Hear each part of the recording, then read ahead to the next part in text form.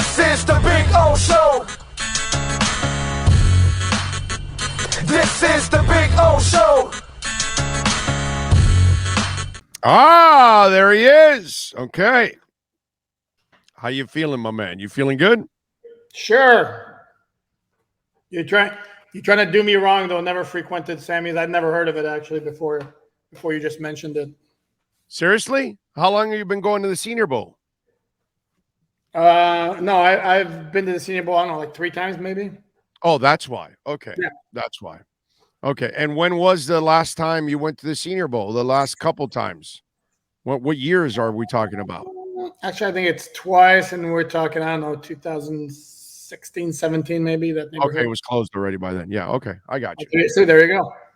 Yeah, it was well, not that you would have gone anyway. I know you. You're not going to go to those kind of places, even if you try to get a story. But actually, you wouldn't find them anymore now. That was my point. That and you see it at the combine now too. By the way, you know it because you go to the combine every year. The coaches and the scouts, they no longer hang out like they used to nearly as much.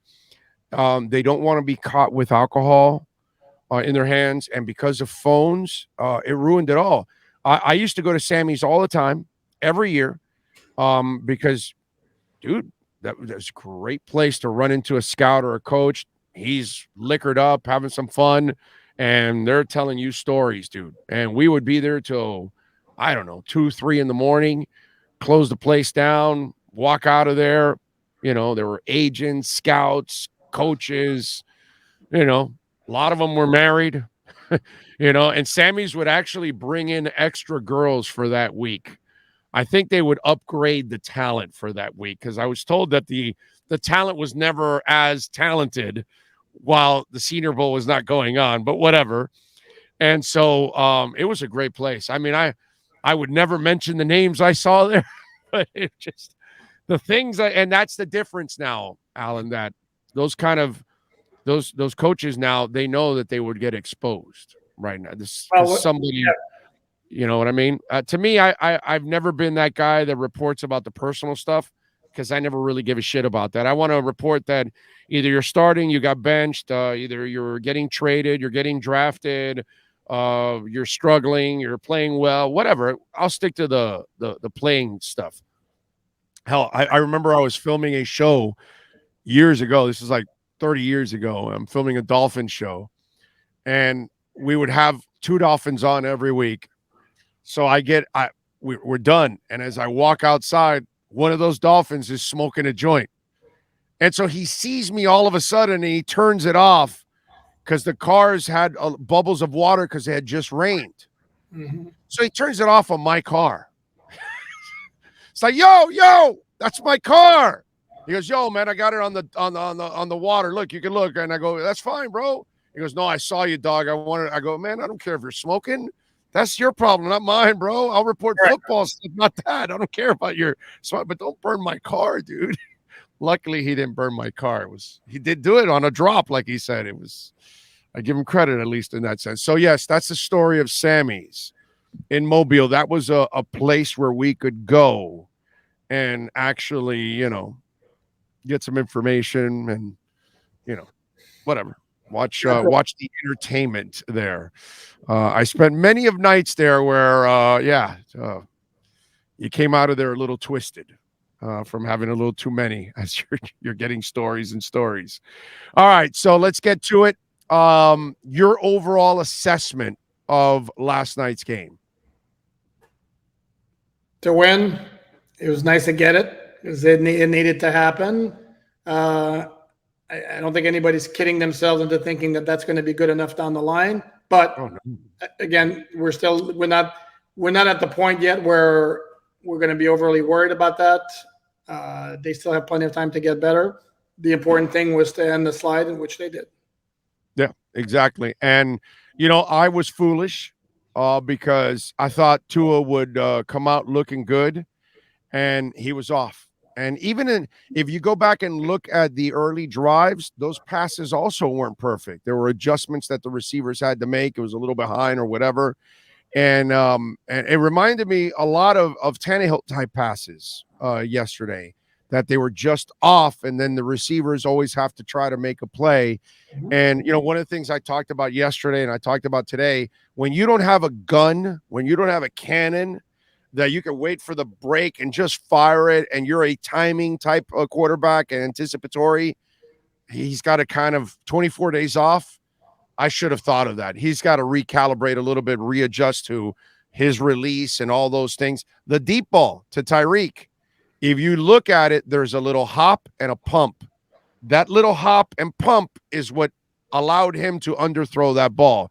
If he takes the steps, plants, throws, he actually leads Tyreek in that throw. But because of that little hop, that little pump, that little millisecond of doing that, that gave Tyreek a few more steps, and it was underthrown. So there were a lot of things. They were fortunate they played a rookie quarterback.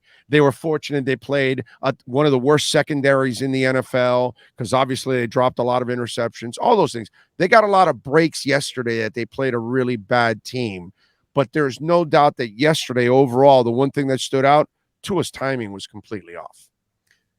No, and I'm tip of the hat to you for actually recognizing that, because you tend to have a blind spot, for him. But here's what I would tell you: what he did well on that first drive, maybe the second as well, is he got the ball out. I mean, in a hurry. His receivers were getting open really quickly, and he was getting the ball out in a hurry. And then the thing is, his receivers were wide open, and he could afford to not be precise at those moments. Well, as the game went on, that margin for error wasn't there anymore, and yeah, he was just off. I mean, yeah, it happens, and yeah, the Steelers are a rough team right now. The rookie Pickett might become a good quarterback at some point, but right now, I mean, he looks like a rookie. He looks like a rookie, bro. That's all. But it's worse than that. I mean, he looks like anything. He's afraid to throw anything more down the field than 10 yards, and when he does, then the problem, like the Javon Holland pick, is like, holy moly! It's like it's 3rd and 16, and he's throwing down the field, and the ball takes forever to get there, and Holland is that's going to fly against the quality safety, So he's got so what you're saying is he's got a noodle arm also. He doesn't have an impressive arm. I don't believe I've ever used the term noodle arm, but okay, no, he does not have an impressive arm. I'm just having the Tua joke. Trust me, I know. I have to slip in the Tua jokes in there. I think I like the Pickett kid, but he's a youngin', and he's going to have to make all kinds of mistakes, and that's just the way it is with young quarterbacks. A lot of times, they're going to make a crap ton of mistakes. So I'm not that. I wouldn't. If I'm a Steelers fan, I wouldn't be panicking yet. This is kind of the process that you've got to go through. But for the Dolphins, that was a great break, that you didn't play an excellent team with Tua coming back 24 days later, because then it would have been a much harder nut to crack. I mean, dude, it's tough enough to deal with all these injuries. My God, how many injuries can they have in the secondary, bro? They're down to like their 7th, 8th, and 9th corners now. That's and now let me tell you, the Brandon Jones injury, I think that's an enormous injury, bro. An enormous injury. I don't think they have anyone that can fill his role. Not even close, put it that way. No, but he's got a unique skill set. I mean, he's like a thumper in the secondary with great blitzing ability. And no, they don't have it. All the safeties they have are more like cover guys, pure cover guys like Eric Rowe. Obviously like Holland, but Holland's kind of special. And by the way, Fedulum, came off his role as special teams. Dude, I know he had a nice pass breakup where he jumped and took the ball away, and then he had the nice play on the 3rd and 1 where he came around the edge and tripped up Najee Harris. So to give the guy credit, I don't necessarily love him getting a touch. I don't want he's Larry Izzo, bro. I don't want him anywhere near playing. That's fine, but recognize that he made a couple of nice plays on defense. Yeah. Okay, that's all I'm asking. Hey, Noah Monogamy made the play of the night, but he still had a terrible night. He made all kinds of bad plays, and that's the sad part with Noah, that once in a while he'll make a decent play, but it's in between 8 or 9 other bad plays along the way before you get another good one. And that's the screwed up part with Noah. But good for him. At least he gets that moment that it is his signature play of his career right now. Right? Question. No, and do you want to talk about, again, with the things with Pickett? First of all, I'm going to go back. I don't see anything from him. There's nothing that really. the play there for him, because he said after the game that it was a mix-up. He thought Johnson was coming back to the ball, and Johnson went back further deep in there at the end zone. But the bigger issue is he's got a lot of field in front of him. There's 25 seconds left. There's at the 25-yard line. He easily could have gained 7 to 10 yards, scrambled out of bounds, and giving himself 2 or 3 shots from the 15-yard line. So there was no reason for him to throw the ball, and I'm sure at no point in time did you see Johnson wide open, because he wasn't. So yeah, I'm going to give the kid time before I think he's not the guy or anything like that. I'll wait till next year and give him some time to make. I've seen so many young quarterbacks look terrible early on, and then they settle down, and then the game's not that big for them, and the moment's not that big for them, and all that. And I kind of feel bad for him, because he's also kind of like the savior at this point in time, because that team is screwed. So now you got to throw the young guy in there, and it's like, okay, young guy, come on, try to help us, and that's kind of unfair to him. You know what I'm saying? It's just Here's the thing. That team is screwed right now. Look at the way they played defense last night, minus the dropped interceptions. Wasn't bad. And then stick TJ Watt back in that lineup, right, and that defense is going to be problems. Yeah. Well, last year, that's how they're going to win games. Right. And last year, what happened to them? They lost they lost both their pass rushers last year, getting into the playoffs or down the stretch, that is. And that's why they weren't, a good team, because they lost their 2 top guys on their defense, and that changes. I mean, Correct. TJ Watt's the best pass rusher in the damn NFL. So, yeah, Yep. By the way, speaking of pass rushers, we've got the deadline right around the corner. And I talked to a couple people last week in the league, and they told me that everything is status quo right now because everybody's right around 500. And he said in another week or two, things will loosen up, and now the talks will start. There's already 10 teams, 2 games or more under 500 now after this week. So if you're the Dolphins, cornerback, D-end, what other positions would you go after if you can try to make a trade? Because I'm sure they're going to at least try to make a trade or 2. Yeah, at this point, this is what you're looking at. But again, this idea of making trades, all that, it's fabulous, but you got to find a willing trade partner. And good cornerbacks don't grow on trees, and teams don't want to give them up. Like, right, the Christian McCaffrey trade was like very unique in that he's a guy with a very long injury history, and the Panthers should get a lot for him. Okay, well, what other kind of trades happen like that? And if you look at the NFL, and I know it's kind of – sorry, my phone's ringing here. And I know it's kind of a little bit different nowadays, but usually you do not see a ton of in-season big trades. Those usually happen in the offseason. We had a lot of those this year with Tyreek Hill, A.J. Brown, Devontae Adams, like that. In-season, at that point, not so easy to make those trades. So, yeah, if the Dolphins are going to do something, again, for a defensive end, what team's going to give up a really good defensive end? Robert Quinn, because the Bears are 2-4. They'll lose again today. They'll be 2-5. He's got 2 years left on his deal. It's $6.5 million prorated for the rest of the year. The signing bonus will get accelerated to Chicago, not to Miami. So you actually will be able to cut him if you want at the end of the year with really very little repercussions. Chicago's going nowhere. They don't really need Robert Quinn. He only has 1 sack this year. He had 18.5 last year. He had 11.5 another year after he left here. So he's had a couple really good years. And he was crap when he was here. Yeah, well, we got him fresh off the back surgery, remember? So I think he was healthier for everybody else. They got him on the rehab year, which is usually the toughest year for any athlete. That's a guy that you won't have to give up much because he's an older player and they just want to dump the salary for the future because they're going nowhere. That's one guy that is available, and there is a history. Even though it may not have been Greer that was making the decisions the last time he was here, he still knows of Greer. So maybe that might be an option that you don't have to pay a lot. But who snaps does he take? You would take? Who snaps does he take? He rotates with Phillips and Agba. He's the third guy. That's how I would use it. Melvin Ingram and Andrew Van Ginkel, who actually to me looked very good last night, and barely gets any snaps. I don't know. Listen, I'm on the AVG bandwagon from day one. I love that kid. I don't know. You're why not going to ever get me to say anything bad about him.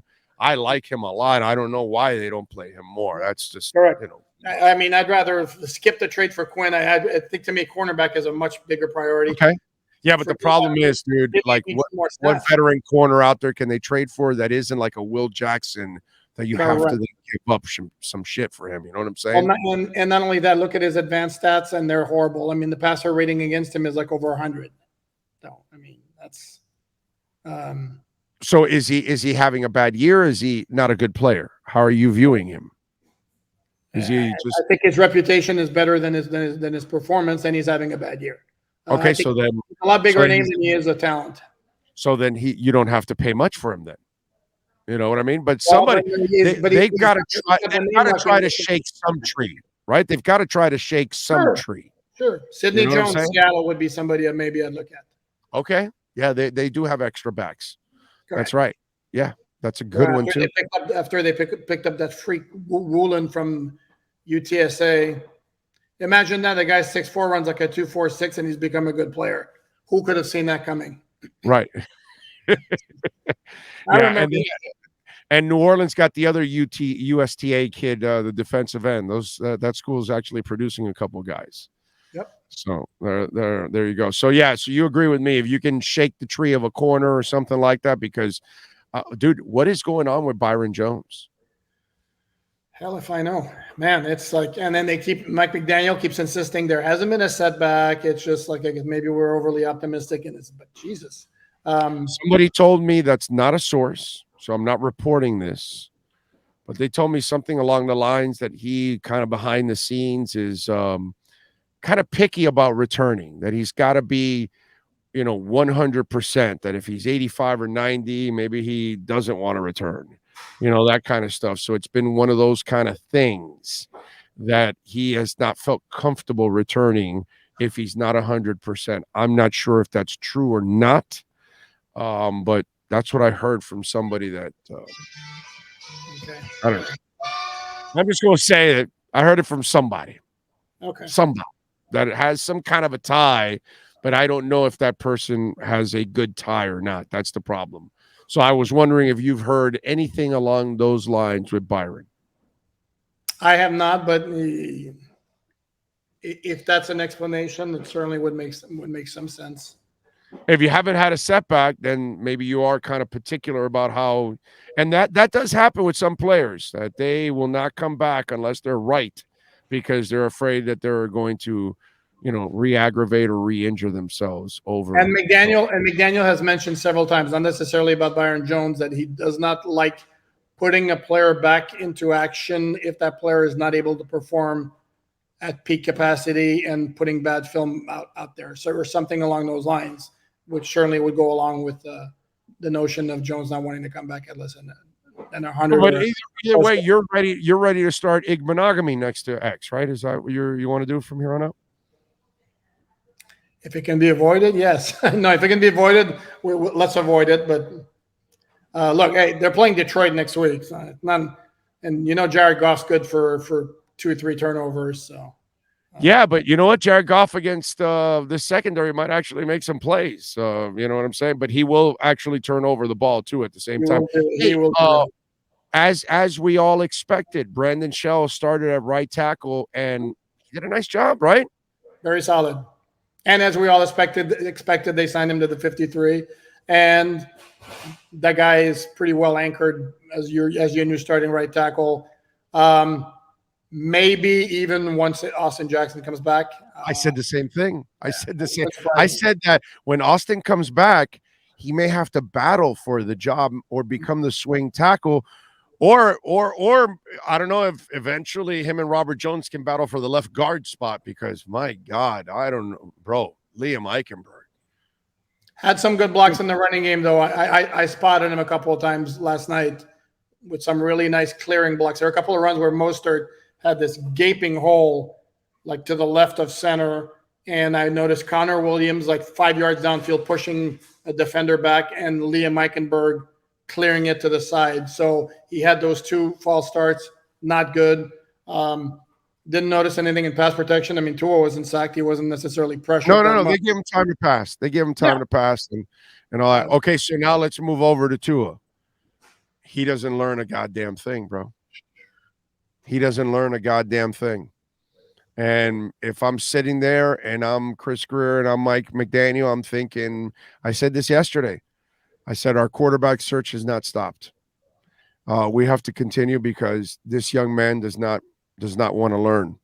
And there were 2 instances where he should have slid, should have avoided contact. If he idolizes Marino, somebody fucking tell him that Marino never did that. Just tell him that. 17 years, Marino never put a shoulder into anyone. And you know what? He was never going to do it because he said, that's not my job. That's this guy's job and that guy's job, not my job. My job is to throw the ball. And he was comfortable with that. And guess what? We all love him for that. That's it. We don't need him to do anything else. Somebody tell Tua that he idolizes a guy that he doesn't do what he does. Throw away the ball and never run into an opponent. Marino took it to the extreme. If you remember, he'd throw a pick and be like walking. He'd be halfway down, halfway to the sideline after the pick. I'm not making a tackle. Somebody else take care of it. Do you want Marino making tackles? Do you want Marino making? Do you want Marino making tackles? Not unless it's a game-deciding situation. No. Right. Super. That's the only time I want Tua running like that. It's the playoffs. It's the Super Bowl.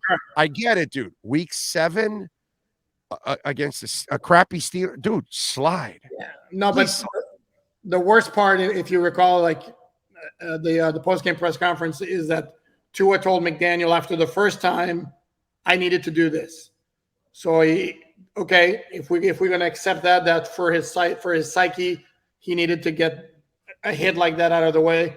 Okay, but then to do it a second time, I mean, and I appreciate and respect the competitiveness because it was the third and 8, and he was scrambling, and had he slid, there's no way he's getting it. Well, guess what? He didn't get it anyway. Can somebody just effing tell Tua he doesn't need to prove to us he's a tough guy? We know you're a tough guy, dude. You've blown out 2 ankles. You, instead of just repairing, you said, no, let's put a titanium rod around them so they're strengthening up. Because I'm a crazy bastard and I'll keep playing like this. You blow out your hip, which most of us will say, I'm done with this. I'm out of here. I'm going to go become an accountant. You know, that's what you do when you blow out your hip. No. This mother effer rehabs in 10 months and is ready to get slammed by Michael Brockers in September against the Rams. Okay? And now he's doing all this shit and gets concussed and all. Dude, you don't need to prove to us anything. And I think I told you this last week. I think I told you and one of the other guys this last week.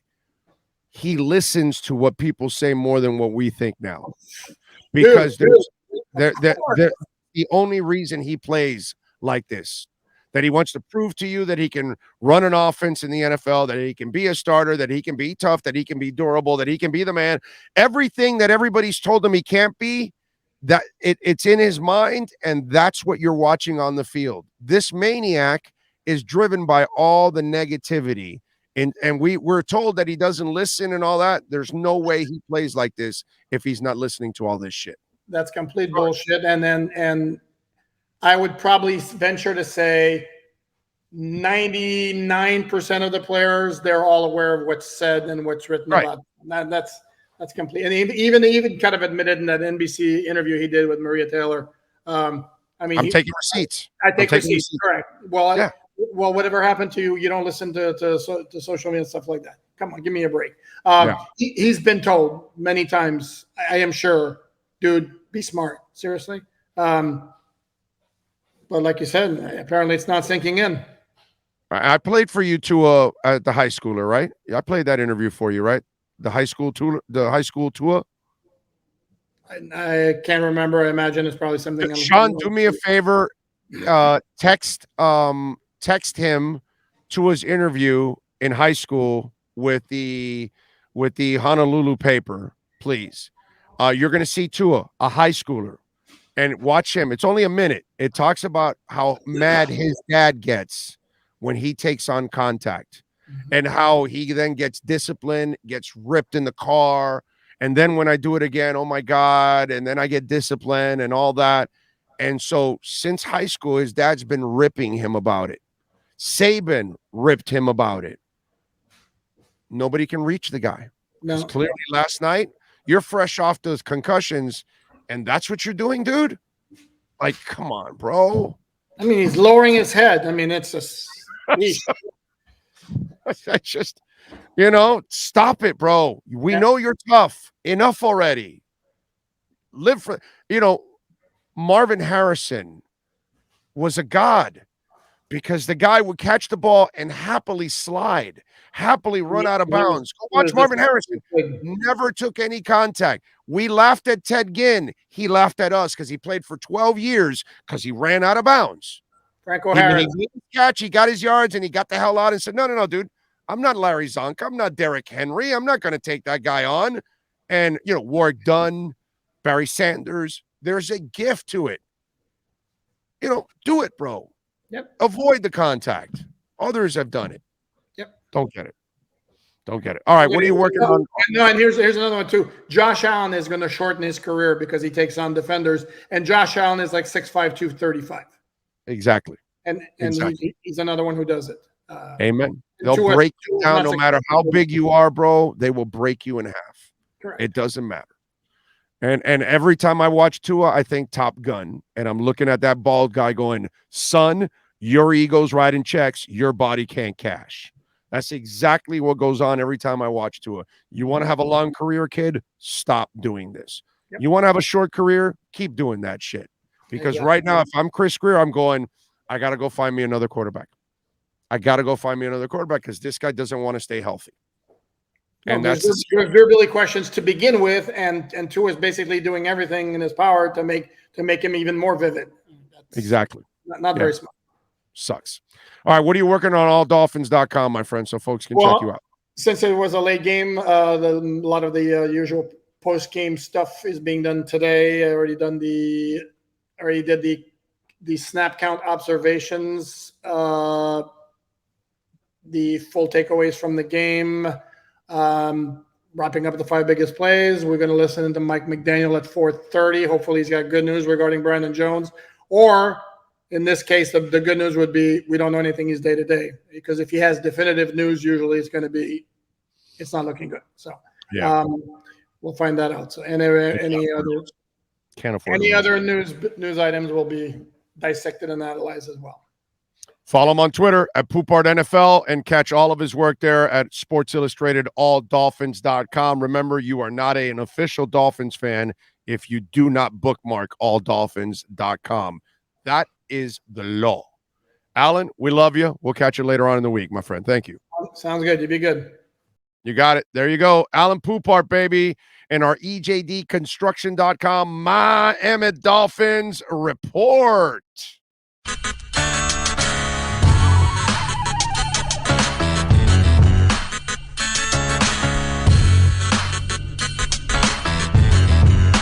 This is the Big O Show. This is the Big O Show.